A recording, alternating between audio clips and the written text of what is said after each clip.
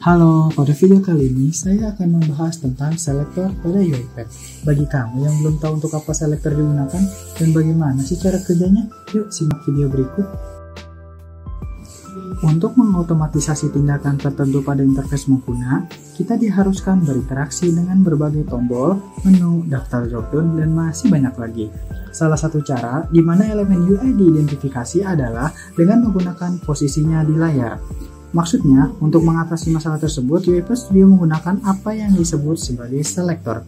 Selektor pada dasarnya adalah teks biasa yang digunakan untuk menemukan elemen UI tertentu di antara aplikasi yang sedang berjalan. Masih bingung? Coba deh kamu bayangkan kamu berbicara pada komputer agar komputer memahami apa yang ingin kamu lakukan. Tentunya kamu harus nunjukin nih gimana sih cara melakukan hal tersebut. Sebagai contoh, ketika tadi kamu ingin membuka Google Search atau ketika kamu ingin mengidentifikasi elemen untuk membuka sebuah situs web, katakanlah mesin dari Google, maka kamu dapat memberitahu robot bahwa bagian search lah yang harus dipencet dan untuk menuliskan kata-kata yang ingin dicari.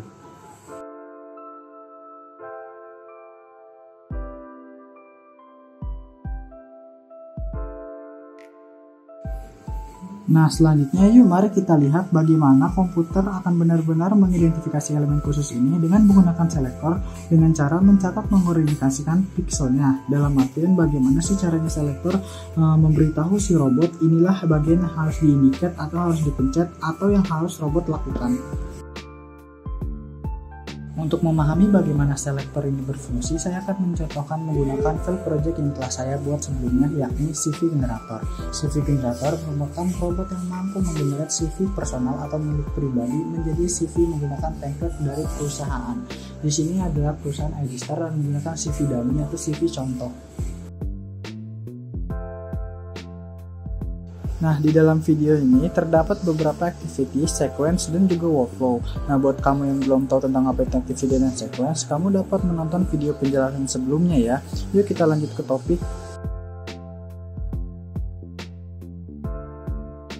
Nah, dari project ini nantinya robot akan membaca data Excel yang berisikan tentang CV pengguna, yang mana data CV pengguna tersebut akan diselaraskan menjadi CV perusahaan menggunakan template yang telah disediakan.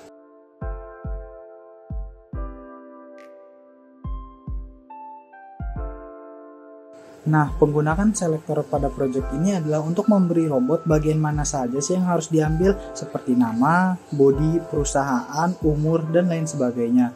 Nah, di sini saya akan mencontohkan untuk mengambil format nama terlebih dahulu. Di sini saya harus memberitahu robot bahwa ada bagian tertentu untuk mengambil nama dengan klik Edit Selector.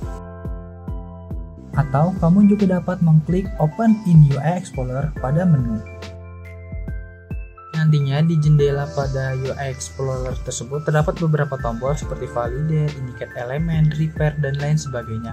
Validate mengindikasikan robot mengetahui sesuatu. Maksudnya, jika merah berarti robot tidak mengenali selektor tersebut, jika hijau robot mengenali selektor tersebut, dan jika kuning robot akan memproses selektor tersebut. Indicate Element untuk mengindikasikan bagian mana yang harus dipencet secara manual agar dikenali oleh si robot.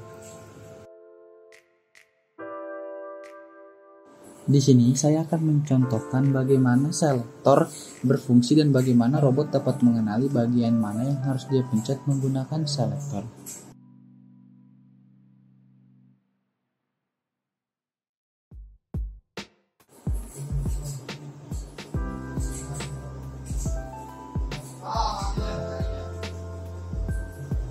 Nah, pada CV ini terdapat bagian-bagian yang harus diisi oleh robot seperti nama, email, handphone, dan lain sebagainya. Nah, di sini saya akan mengambil selektor di bagian nama. Ketika kita mengindikat layar, di sini kita memberitahu nih kepada robot bagian mana sih yang harus dipencet dan diisikan datanya. Nah, pada di sini saya akan mengindikat di bagian nama.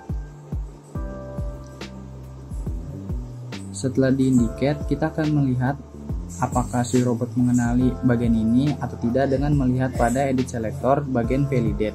Jika berwarna hijau, tandanya robot mengenali bagian mana yang harus dia pencet. Nah, pada proses ini robot sudah mengenali nih bahwa bagian nama yang harus dipencet dan dia isikan dengan data yang sudah terkumpul. Seperti itu.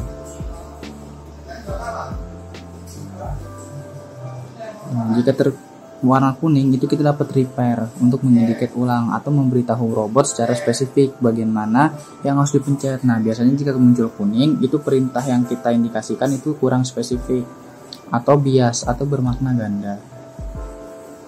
Nah, karena berwarna hijau maka tinggal klik OK. Dan caranya sama seperti penjelasan pada pengambilan data pada nama. Bagaimana? Sekarang kamu sudah lebih tahu kan apa itu selektor dan bagaimana cara menggunakannya? Nah, jika kamu masih bingung atau tidak mengerti atau ada kesulitan, jangan sungkan untuk meninggalkan pertanyaan di kolom komentar ya. Sampai berjumpa di video selanjutnya. Bye-bye.